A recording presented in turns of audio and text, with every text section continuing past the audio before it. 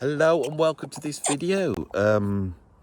Been doing some serious YouTubing today in my studio, but it's very hot, so I thought I'd come outside and do this one, which is what I'm doing. And this video is going to be called The Devil's Bargain. Now, I did a video recently where I talked about Robert Johnson and that whole myth of signing your soul to the devil. But I really here want to talk about that deal, because that deal is a metaphor for something that's very real. It's a metaphor for the record deal, isn't it? Now, I spent most of my life in colleges teaching young kids about the record deal. I myself have had a number of record deals over the years, sometimes to small labels, sometimes to major labels. Most of the time I was signed to a label, I had no idea about that deal. I'd signed a piece of paper, I just got on with it. I was the drummer, I was never the artist, I never really spoke to the label. Sometimes it was a one-off with a lot of the stuff I did for major labels was doing remixes for Warner Brothers or something like that. Did some stuff for Island Records. I can remember the first time I was in London and I walked into a record shop and there was an album that I was on. Very exciting stuff, and that's what we all wanted.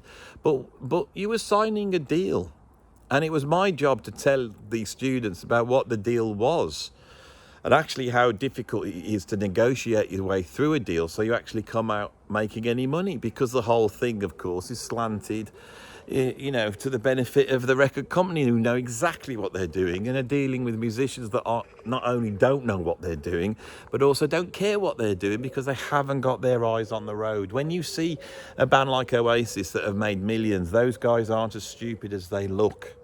And they were able to negotiate their way through. Maybe they had good management, but sometimes I think you have to do it yourself. So what does this deal represent? I want to tell you about an equation that will be interesting to you music fans, because it might make you look at the artists you like differently. And if you are a creative person, it might give you a context in a way of thinking about what you're trying to achieve. This video, which will be called The Devil's Bargain, is actually going to describe a balancing act that every artist should consider, and sometimes they don't. And they don't quite understand how this works. This is the balance between creativity and artistic expression and commerciality, all right? Everyone knows that there's certain musicians out there that are doing stuff because they think the audience likes it, and there's other people that are doing stuff because it comes from their heart. And now we live in a culture where doing stuff from your heart is valued. That's very important. This is a legacy of rock and roll. It comes from the singer-songwriter. It comes from Bob Dylan. His artistic worth is that he is selling his soul to you. He is describing how he feels. It's personal. He's written the song. Before then, music was seen in a different way. It was seen as almost like a conveyor belt, like a Henry Ford industrial process, where you put all the factors in at the beginning, all the elements, the artist, the song, the band, the arranger, the studio, the producer, and through that it popped out a pop song. And the consideration then was to sell records. The consideration has always been to sell records. And when people suddenly got interested in listening to people who had soul and were talking from the heart, that is what they sold. So one of the things that I came across with my students is they wanted their cake and eat it. That was their problem. They wanted to do exactly the music they liked, but they wanted to get paid for it and have a job doing it. And they never considered that those two things might be incompatible. And they would argue with me, and they would point to the bands that they like and they'd say, but my band does what they like. And that, of course, is not true. At some point they might have, but no band does forever. So when the Rolling Stones, who are now in their 80s, decide to go out on tour again because there's another few million lying there for them to grab, and they go out and play Brown Sugar and Satisfaction and all the stuff they play, with their extremely highly played session players in the background making up for the parts of the people who are too old to play it or dead, right? They are not playing Satisfaction because it's what they want to do. They're playing it because they have a legacy, and that's what the Rolling Stones do, right? It's very rare that you will find a band that is going out doing exactly what they want to do. They have to consider the audience, and I want you to consider this. Great artists should consider the audience, and they should be trying to make something that the audience likes. Now, the question is here is, where do you draw the line as an artist? Do you want to be able to do exactly what you want, or do you want to earn a living out of it? All right? So I want you to imagine that like this, as a straight line here. And here at this end, on my right hand, the right hand path is having a job and making money and being able to sustain yourself through music making. And this here is being creatively able to do whatever you want, right? I would say that on the whole, these things are incompatible. And I want you to ask yourself, if you were an artist, whereabouts on this line would you put yourself? Because that's the devil's bargain. And if you're not in the right place, then you are going to be in misery. In 1985, I believed, a local Dorset TV channel here in the UK did a documentary on its sort of local celebrities. And one of those was Robert Fripp. And they made a documentary about him. It was wonderful. It got shown nationally. I remember watching it one afternoon, bemused that King Crimson were blasting out my television. And on there, Robert Fripp said something very interesting. He said that he didn't want to be a David Bowie. He said that David Bowie had to consider the audience entirely in what he did. He could try and play with that and push it, but he was limited to being David Bowie. He said Robert Fripp being Robert Fripp and being on the next level down meant that he had more ability to do what he wanted creatively, but every now and then he could access the top tier. And when he said that, I found that very interesting. Now, a few years ago, I had a phone call from a guy, and they said, could you teach me drums? And I said, no problem. I was a drum teacher back then. And he said, could you come to my house? I asked him where his house was. It was a trek. And I didn't teach people in people's houses. So I said, no, I said, I don't do houses. You have to come to my studio if you want a drum lesson. And he said, how much you charge? I told him how much I charge. And then he offered me, let us say, a significantly bigger figure. And I said, if it's that amount, I'll be there. All right, so he booked me and I drove over to his house. He had a big house in the countryside. It turned out that he had a very, very well-paid job. And next to his house, he'd built a studio. He was a multi-instrumentalist, and he wanted to know how to play the drums so he could play the drums on tracks that he was making. He wanted me to get him up and going so he could express himself, which I did. Once we got past that, he then wanted to know how to produce a record, how to record it and mix it. I taught him all these things. Once I taught him this, he disappeared. I thought, well, that was nice. He was a lovely man, absolutely very intelligent, very interesting man. A few months later, he rang me up and he said, can I book a lesson, but I'll do it at yours? I said, yeah, no problem. He drives over to my house, and when he arrives, he said, I don't want you to teach me anything. I want to play you something. And I said, go on then. He says, I've got a CD. And he put this CD on. It was a track that was 15 minutes long. It sounded like Pink Floyd. I sat there listening to it, thinking it really sounds like Pink Floyd. And on this record, he sang about his father. He had an issue with his father, and he let it all out on this track. When he finished it, I went, that's great. And as a music teacher, I started to go, yeah, the thing is, if you want to do something with it, this sounds really like Pink Floyd. And he says, I don't want to do anything with it. I said, what, do you want to get it on the instrument? He says, no. I said, what did you do this for? He says, I paid for you to teach me all this so I could record this track, so I could go to my dad and sit down and play it to him. So he knew how I felt about him. At that point, I realised that this guy had the wealth to be able to do exactly what he wanted to do. And when you do exactly what you want to do, you don't have to obey the ideas of not copying another band or having some innovation or being fresh or even being creative.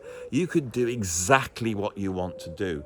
Those musicians that are financially solvent, they can do exactly what they want to do.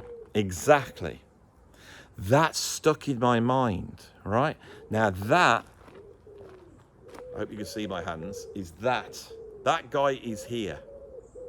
Right, let's go up to this end now, right at the other end. I can remember a few years back there was a band called Steps. And Steps had a number of different people in. And one of the girls in that band had dreadlocks. So I thought it was quite interesting that she had dreadlocks. She did a lot of dancing. She was very good. Can't remember who she was. But she had dreadlocks. So I thought, is it just she got dreadlocks? A bit weird, you know, for a band like Steps, really commercial sort of kids band. And one day, she was in a magazine and she did an interview. And I remember reading with her. She had dreadlocks because she wasn't into the music of Steps. She was into all sorts of weird stuff. She seemed like a very creative person. But her job was performing in Steps. She didn't care about being seen as artistically and creative. What she saw it as was a great job, and it was a great job. She travelled around, she performed to people, made people happy, got involved in music, met lots of wonderful people. And that girl with the dreadlocks is up at this end here. So you got my old student doing exactly what he wants, and you got this one doing a job and doing music which fits the audience, right? In between these is that gradation in between. Now, next thing I want to explain to you is why the bands you like aren't doing exactly what they want to do artistically. This is the usual journey for a band, okay? Now, there will be anomalies to this. And they're interesting to study, and they're few and far between. And it's interesting to find out how people are pulled off. Usually it's because they have the funds already behind them. Right, but before we get there, this is what a band normally does. People form a band. They don't want to be innovative. They don't want to be creative. They want to sound like their favourite band. If they like Metallica, they start playing Metallica cover versions and they start playing those around the local venues. And when people start to like them, they have this idea, oh, maybe we should try and get a record deal. And that always pops up. So they start writing songs. Because they've been playing Metallica cover versions, they sound like Metallica. 90% of bands are really unimaginative bands that just sound like their influences. Those bands we can pick up and drop in the bin. They don't count. Sometimes you get bands where the players don't quite get on, they don't quite gel, and they argue, and they have different influences, and they come in, and some person's trying to get on the nerves of the singer because they're into reggae, so they're putting their reggae beats underneath it, and the guitarist is trying to get all their weird chords in it, and the singer's trying to adapt their songs to all this stuff that's going on. If we take The Police, one of the greatest bands, that is an example of that. Sting, a great songwriter, has got all these songs and he meets these incredible musicians. And this is happening while the punk scene's going on, and he has to compromise. Before that, he was in a jazz rock band called Last Exit, but he compromises. They dye their hair blonde and spiky. They pretend they're a punk band. And he has to put with Stuart Copeland doing all his weird African and reggae rhythms all over this, whilst Andy Summers turns all his songs into songs that are full of ninth chords, right? And that becomes the sound. And that sounds unlike anything else. The songwriting's great, but it also sounds unique. And once they start to get traction, the record label look at it and they go, my God, people are liking this band, and there's no other band that sounds like this. We can't go and get another band and jump on that, one that we got more control over. So we're going to have to sign them. Someone throws a bit of money at them. They went in, recorded their first album on an 8-track for virtually nothing. It comes out, they have a hit record. They're set up now.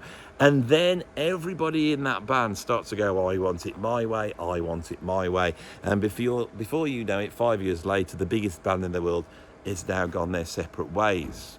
Sting now has the ability and the power to do what he wants. And he has done what he wants. When he did his album of John Dowland songs a few years back, which is very, very esoteric and I absolutely love, he was spending his own money making an album. I'm sure that made some money because Sting is Sting. But Sting has to go out and play Every Breath You Take. I've done a video on Sting recently because I met up with Sting because I'm very lucky in that regard. And I was very interested in how he was trying to keep these songs alive for himself. So when he performed them, the audience felt them in a fresh way. But the consideration of the audience by Sting was paramount. I could tell. When someone has success, at that very moment that they first have that success, they're probably doing something which comes from their heart. But the problem is the industry then wants that forever and they can't break away from it. The amount of bands that sign are unable to set up within their framework a situation where they can actually change as they go forward. It's very, very rare. David Bowie was an example of that because he wound into his image the idea that he was going to reinvent himself. Madonna did the same thing. But even then, though that was the case, even then, that was fine. You just could have had even then. Even then, the issue is still that Madonna has to make a Madonna record. She can't push it out, right? There is a line. Now, Madonna might not be here. She's probably about here, right?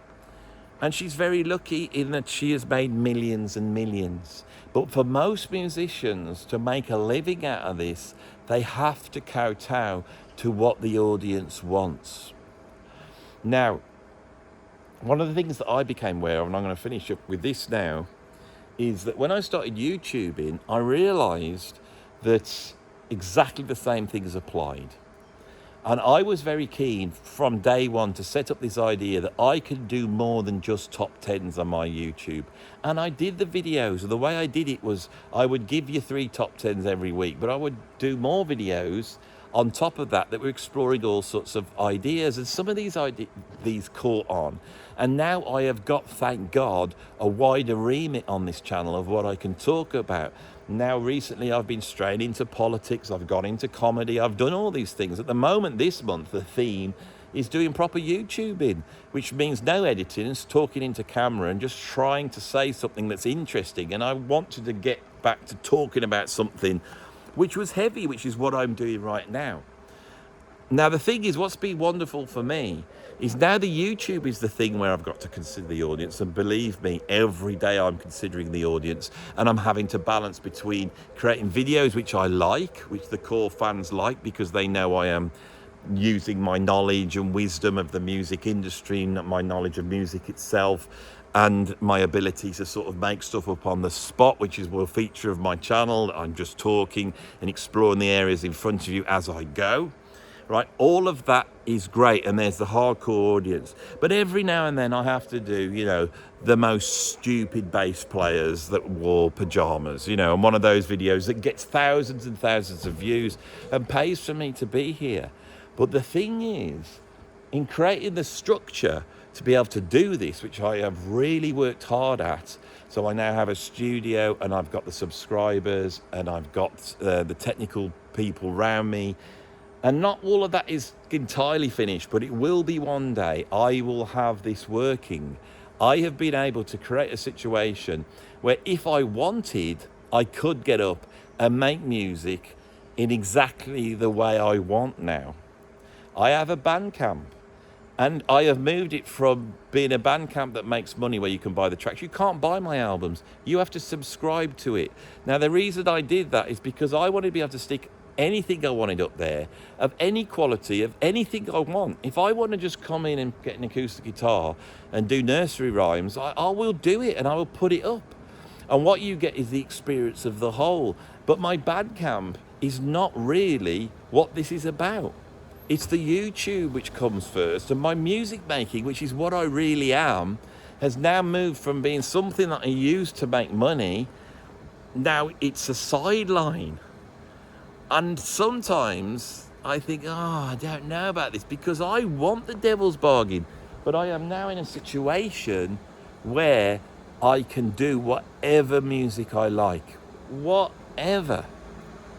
The only problem is that I don't have the time to do it because I'm doing YouTubing all the time. And there is the devil's bargain. There is always a compromise going on.